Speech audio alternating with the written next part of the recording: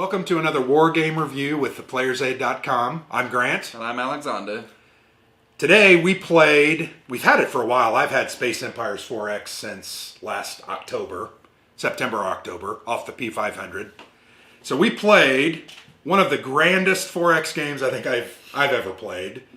I'm not going to say it's better than some of the others that we play. Eclipse, Twilight Imperium. Yeah. Those are, they're different. Very right? different. But this game is awesome. Oh. I'm going to say that straight up. So spoiler alert, we think this is awesome. And there's many reasons that it's awesome.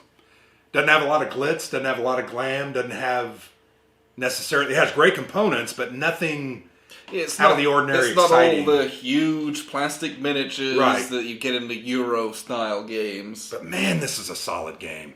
And I usually do not say that kind of stuff at the outset of a review, but when we started playing this, and this took us about 3.5, almost 4 hours. And we played a 2-player game. 3.5 hours. Yeah. About 3.5. We're slow as garbage, We're slow. though. We are. And we want to think a lot about it, so we had to kind of reread rules a couple of times. And we'd never played before, so that was Right. with the rules learning. So it was 15 to 30 minutes of learning the rules, and then it was a matter of jumping in and playing. But I'm going to say it again, really, really like this game. This is one of the most solid, well-designed games that I've played in a long, long time. And I think the reason I feel that is because it's simple. Yes. Yet it delivers such a punch. Right? I think rules-wise, is 10 pages of rules. The rest is kind of like There's advanced examples rules and some advanced some optional rules. bits and pieces, but 10 pages of rules for a 4X game is really impressive. Pretty good. And the rules aren't, like you said, they're not overly complex. There is a scenario book with all different kind of iterations of how you play, different play accounts, what that looks like, and how to kind of set that up. We played a 2-player game. We played the small 2-player game. Yeah, and the the map scenario was restricted. said this will take you 1 to 4 hours. It said 1 hour if you understand the game. That's what it said. I read it. 1 hour if you understand the game. Longer if you haven't played yet. So that played out true. Longer because we haven't played it.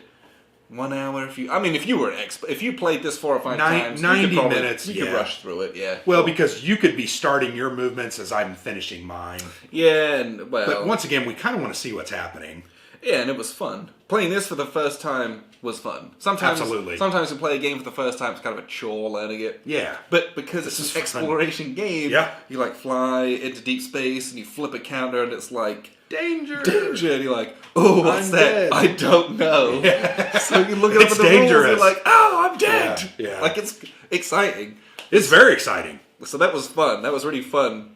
Most of the time, first time you play a game, you're like, oh, what does this mean? Sometimes this was fun. I had a really great time playing this. But like all the 4X games, I just want to play this with more people now. Oh, this is not made for 2 players. It can works play well it with 2 players, but it is made for 4 because you have to worry about so many other elements.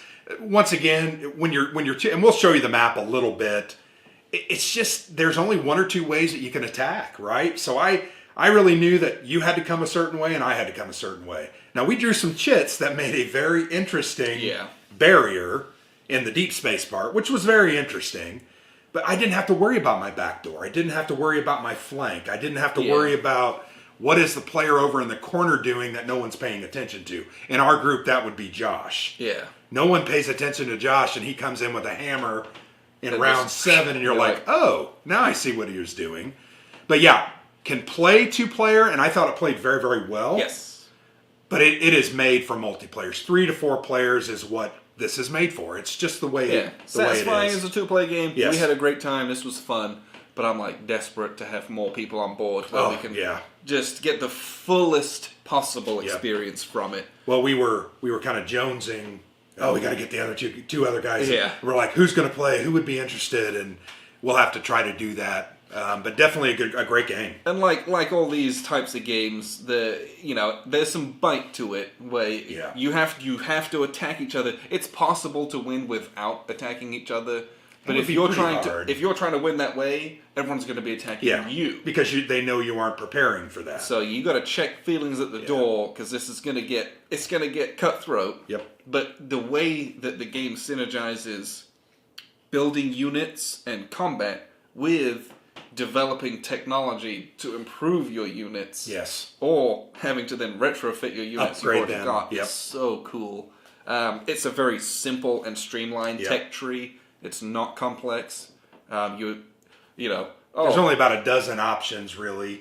But it's all listed on this cool sheet. You have a pad of these that come out, and it's like, I upgrade my attack, I upgrade my defense, I upgrade my movement, I upgrade the size of ships that I can build, so I can build the next level of ship that inherently has better statistics. It's very, very streamlined in that way. And then you've got to make sure you have the infrastructure to build those ships. So you've got to have your shipyards out, and then you just build them and you go for it. You explore, you go and fight, you build your colonies, which gives you money to keep churning that out and doing so.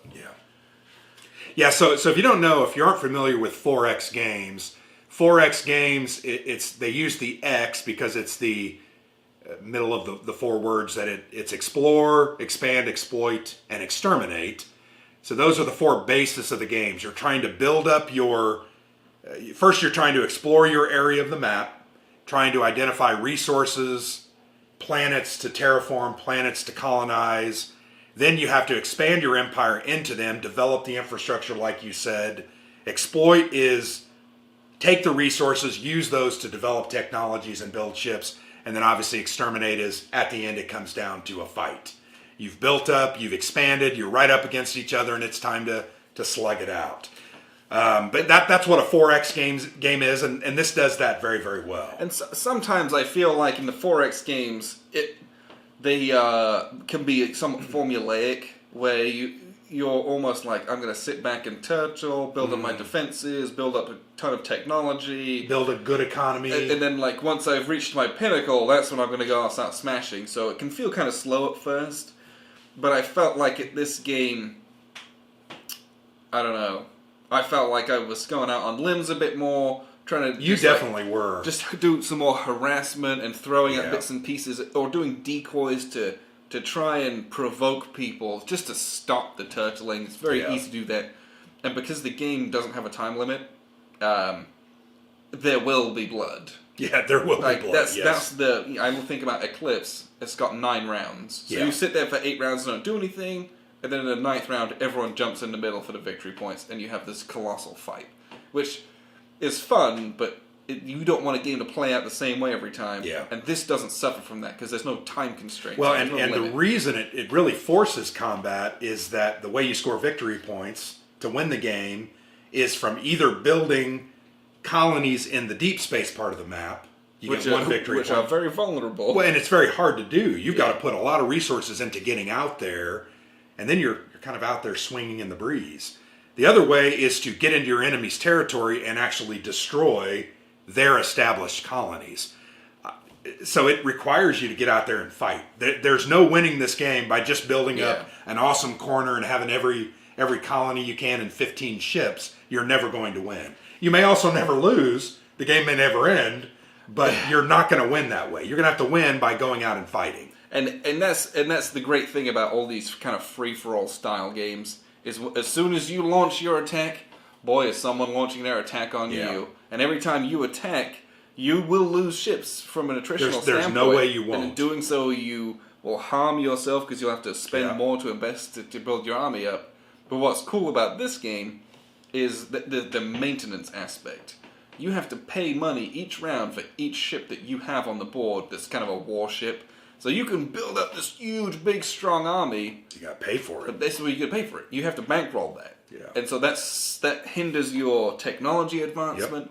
That hinders the other different things that you can do. So you're like, well, I've got this huge army. I just can't just sit here and do nothing. You've got to go out and do something. You've got to go out and do it. And you almost want to lose ships at times. Especially the scouts, to bring your maintenance back down again, so that you can then build up again. We kind of kept joking. I would throw a scout ship into the combat because I'm hoping that thing's going to get killed. Once you discover everything, you don't have a need for a scout ship. Yeah. They're a very weak combat unit, and they're just eating up your maintenance cost. But the other thing that's very interesting about these kinds of games is when you are ready and powerful enough to make your blow and make your move, it's a pendulum. So the pendulum's going to swing in your favor, and it's going to hit that high arc of momentum, and then you're going to start losing a couple of ships, and then you're going to start being able to maybe build a couple replacement ships. So it's really like you've got to strike at the right time, you've got to strike and be lucky, and you rolled poorly a couple of times where you weren't able to hit, and frankly, you were rolling on 2s because I had good defense. Yes. A 2 on a 10-sided dice is not a great odds for attack for a hit, but it's that pendulum. You got to attack. You got to attack when it's hot, and then man, you've got to be prepared to get beat up a little bit, and then bring in some new ships. Or have reinforcements ready to go. Because if you pierce too far into enemy territory, you'll just get cut off, and then it'll just be like Stalingrad. It's not going to go well. Or the Battle of the Bulge, where you're just stuck out in the middle. But so that I liked that pendulum of thinking, okay, if I move in here, I can't go too far, and then I tried to have a steady stream.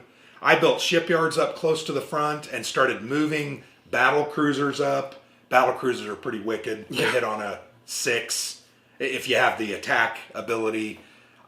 So anyway, really like that. I love that pendulum aspect. Well, what we'll do is let's take a look at the board again, and we'll see like 2-player little game, kind of see what that's like, and then we'll kind of wrap up with even more final thoughts. Yeah. So here's kind of a quick look at the map. It's big. These are large hexes, and it's just a kind of a star field. The map's divided into a few sections. You can see there's a green section, a yellow section over here, and then a red section and a blue section. So when you play with 4 players, this is kind of your factions, little areas. It's kind of your home system. And in between that is this kind of deep space where there's unknown, very bad things, or barren worlds, which are much harder to terraform and to colonize. But inside your own world, your own system, you start the game with a bunch of these kind of upside down, kind of unknown markers, one at each hex. And as you move in, you flip it. Oh, there was some minerals there, or it'll turn out to be it's a planet, that kind of thing. Or there'll be asteroids, there'll be nebula, lots of different things like that. So there's this kind of movement and exploration within your own kind of sphere of influence. And then when you get into wild space, there's even more of that. So that's kind of the explore aspect. You just move in, flip it, it's random. Sometimes it's a really bad thing. Sometimes it's a black hole. You might have to roll a dice or get sucked in and die. When you get out into deep space, there are these danger tokens that literally, it's an insta-kill. You fly in. So you want to be very careful with what you send out to do your exploring. There's also an upgrade that allows you to kind of scan an adjacent area before you move into it. So early game, you might want to invest in something like that to help you out. But only certain ships can have that. So then you've got to upgrade your shipbuilding technology. So it can be quite a hefty investment, but it keeps you safe in the long run. You don't want to fly out here with with a destroyer or a battle cruiser and just have it blown up by a random counter. That doesn't feel good at all. So there's kind of this little bit of exploration. These minerals that you find. Oh, I just found this mineral token.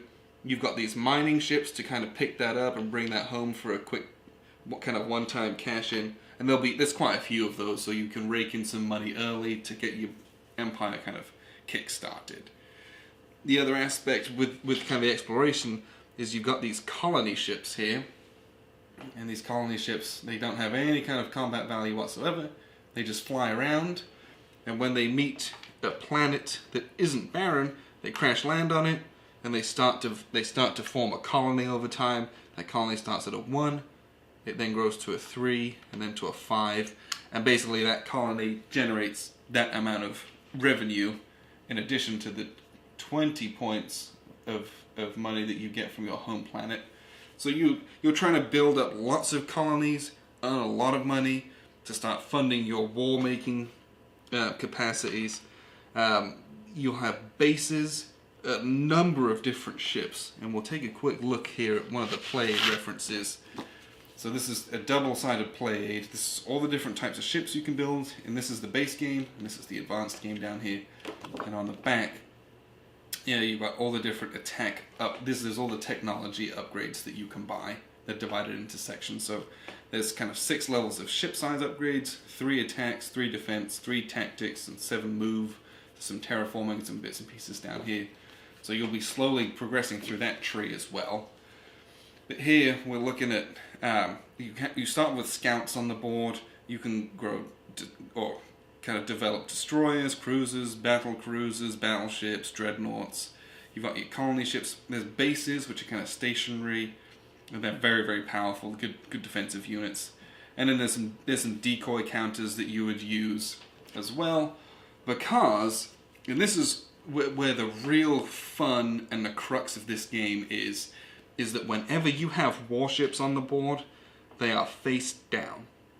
If you look, all of these stacks of green ships, they all have the same background, and it's kind of a generic background.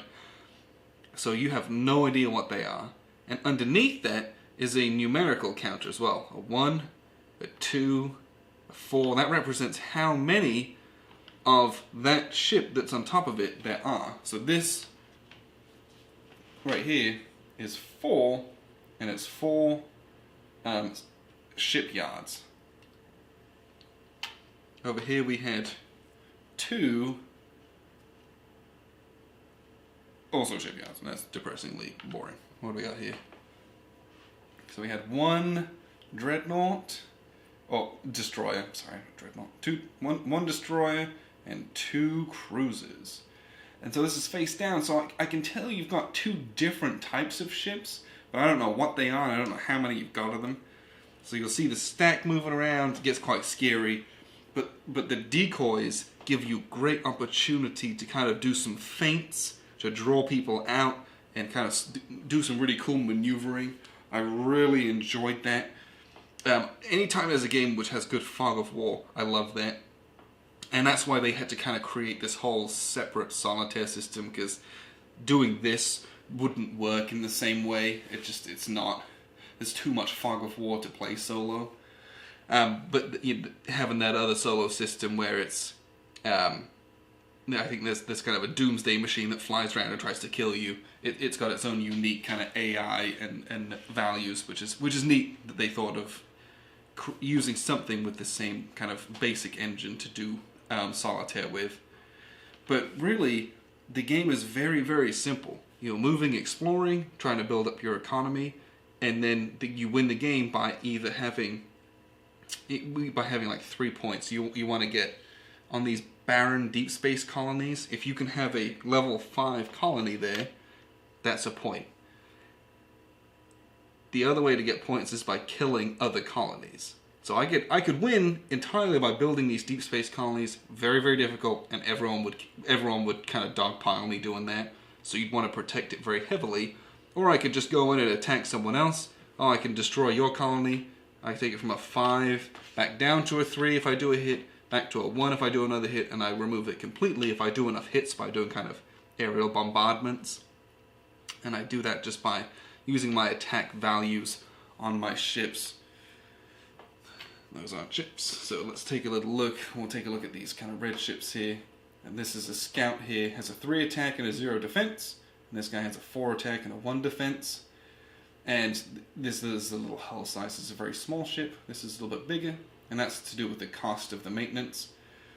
But really, this guy, I roll a 10-sided dice, and on a 4 or less, he scores a hit. This guy, a 3 or less, he scores a hit. Very simple. There's a few modifiers.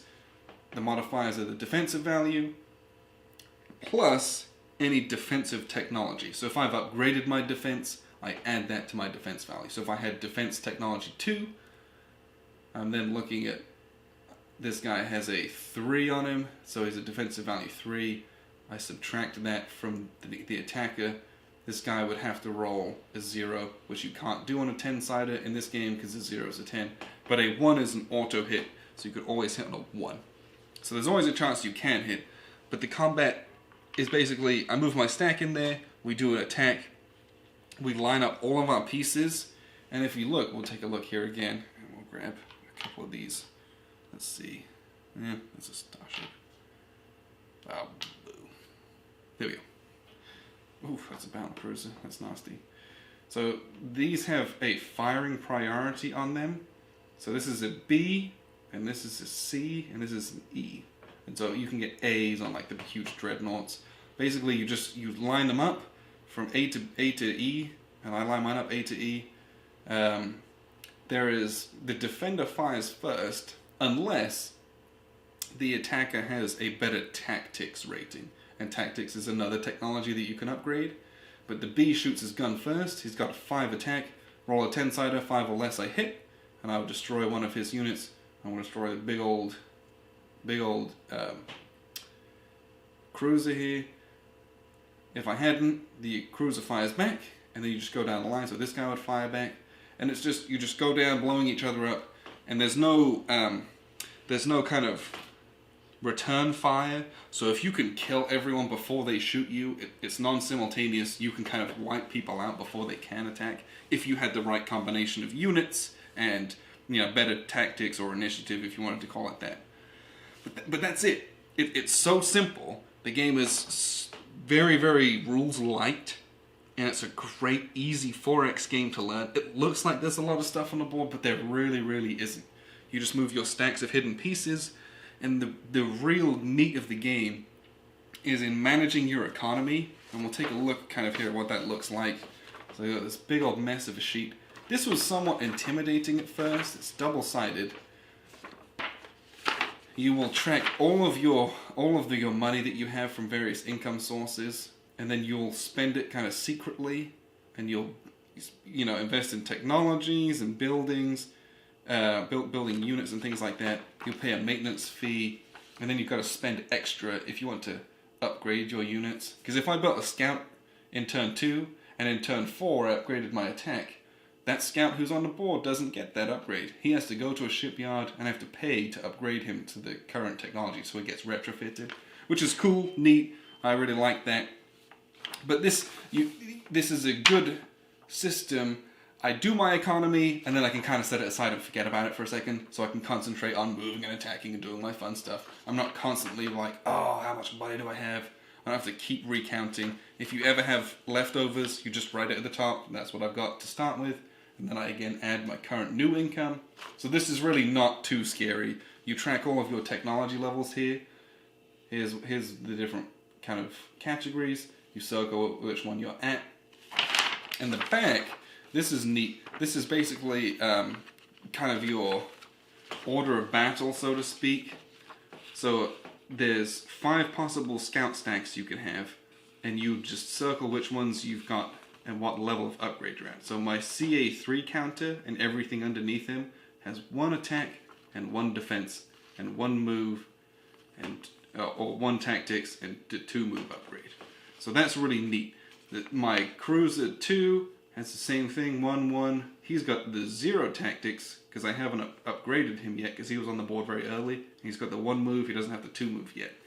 And so you kind of track that so that when you flip your stacks to do combat, you're like, okay, this guy, these are his base stats on the counter, but he's got all this extra upgrades in there. So there's a little bit of kind of figuring that out during each combat. Sometimes that can be a little bit slow if you have a lot of units and a lot of different units.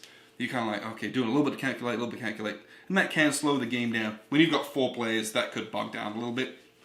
There might be a little bit of downtime because this player does all their stuff, this player does all their stuff, this player does all their stuff, and that's kind of how it goes around.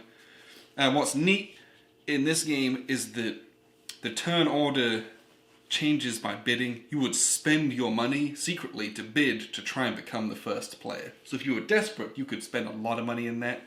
But if not, if you're happy to sit back, you can just kind of sit there. So that was kind of a look at the board. Again, I had a blast playing this. It might not look like the sexiest game of all time, but it's really fun to play. Very quick to learn, and there's 2 expansions.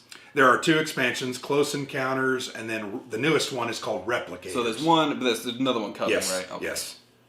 And there may even be some mini expansions. I'm not exactly sure, but this we played the base game. Yes, This was the base game. And then there is an advanced game in this box. Yes, so there's with even more rules to do that, and then it's expandable with those 2 expansions, which are also kind of big box expansions. So you get a lot of different stuff in those. So there's kind of endless fun from this game. Yeah, and playing with the same people over and over again would be fun because you'll see trying different strategies or. Oh, this person's maybe predictable in this situation. What are they going to do? Are they going to double bluff me? Or even playing with new people because you'll see entirely new ways of thinking. Yep. Trying to implement what is a simple system, but easy to learn, hard to master. And that's the sign of a really good game to me. Yeah. I love this game. Fantastic. I really love so many of the elements from the technology sheet, the tracking of that, your technology tree, the way you have to plan and invest in your infrastructure, your shipyards, your colony ships, your miners to go out and get extra minerals that give you kind of a shot in the arm.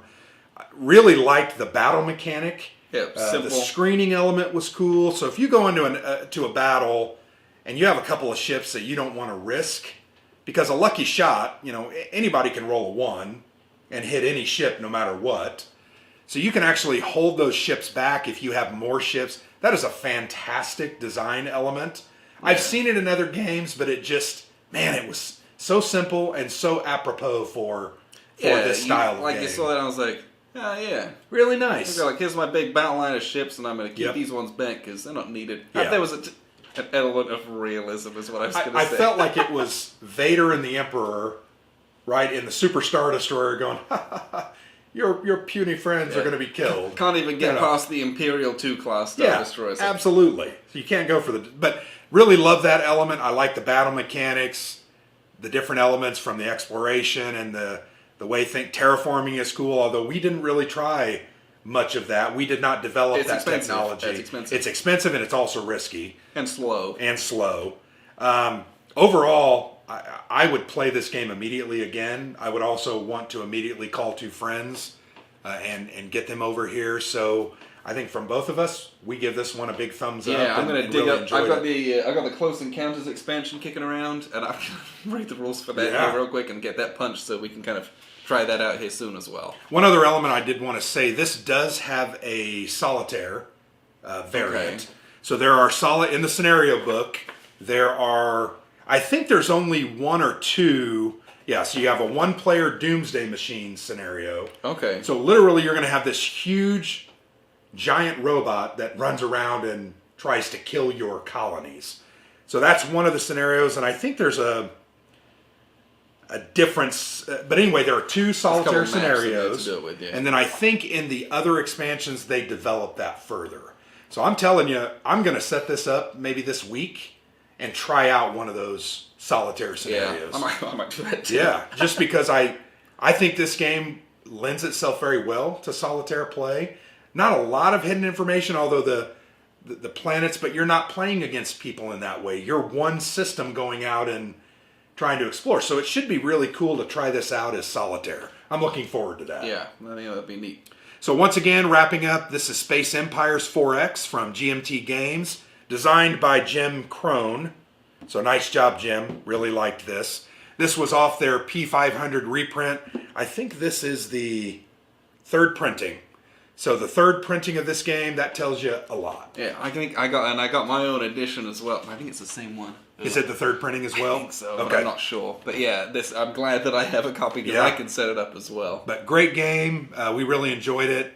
We'll put once we do the video, we'll work on a written review and maybe some action points so you can get a better feel for the rules. But, man, this is a very approachable, very playable game. It might look scary from all the counters, but it's not. And that was a funny thing. I clipped those counters and I organized those suckers, and they were all messed up.